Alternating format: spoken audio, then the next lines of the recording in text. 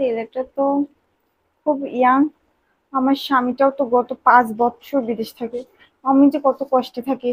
আজকে যে করেই হোক এই ছেলেটাকে দিয়ে আমার স্বাদ আজকে মেটাতেই হবে। এই যে ভাই শোনেন না, শিল পাটা কেউ ধার কাটাবেন। এদিকে আসেন। জি ম্যাডাম। আমাদের পাটাটা ধার কাটাতে হবে। পাটা ধার কাটাবেন? হ্যাঁ, ঠিক আছে ম্যাডাম। ভেতরে আসেন, আসুন।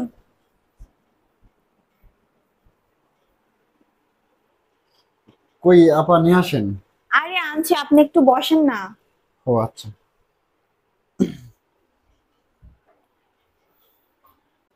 আরে আপা আপনি বসতেছেন মানে নিয়ে আসেন, আমি তাড়াতাড়ি কাজটা সেরে আবার অন্য কোথাও করতে হবে। ছেলেটা তো খুব ইয়াং।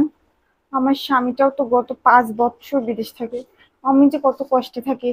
আজকে যে করেই হোক এই ছেলেটাকে দিয়ে আমার স্বাদ আজকে মেটাতেই হবে। এই যে ভাই শোনেন না, জি আপা। আপনি পাটা ধার কাটাতে কত করে নেন? 250 টাকা। 250 টাকা। আমি আপনাকে একটা কাজ দেবো, আপনি কি করবেন? তার বিনিময়ে আমি আপনাকে 50,000 টাকা দিব। তো অন্য কোনো কাজ পারি না, এখন কি কাজ করাবেন যার বিনিময়ে 50,000 টাকা দিবেন?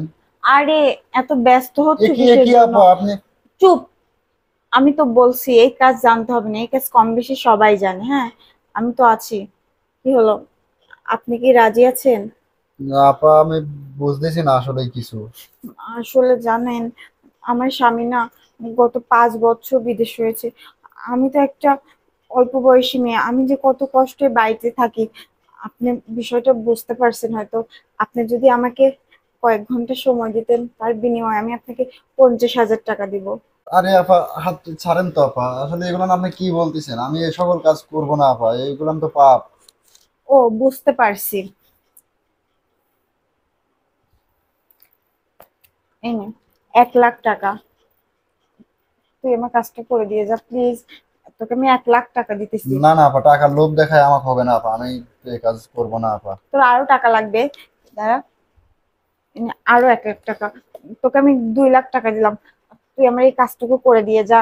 2 লক্ষ টাকা আপা? এখানে এত টাকা তো জীবনেও আমি একসঙ্গে দেখি নাই।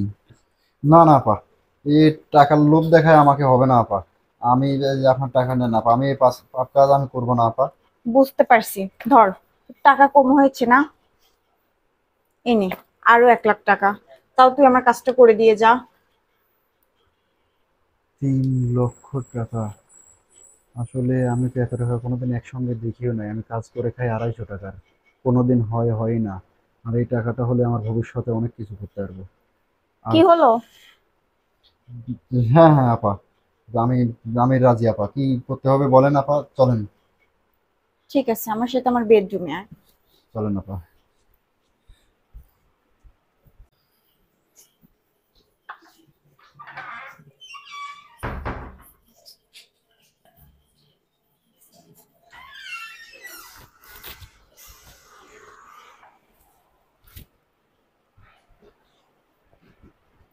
ঠিক আছে ম্যাডাম, পরবর্তী যদি আমাকে কোনো কাজে লাগে আপা, তাহলে আমাকে বললেন, আমি আসবো।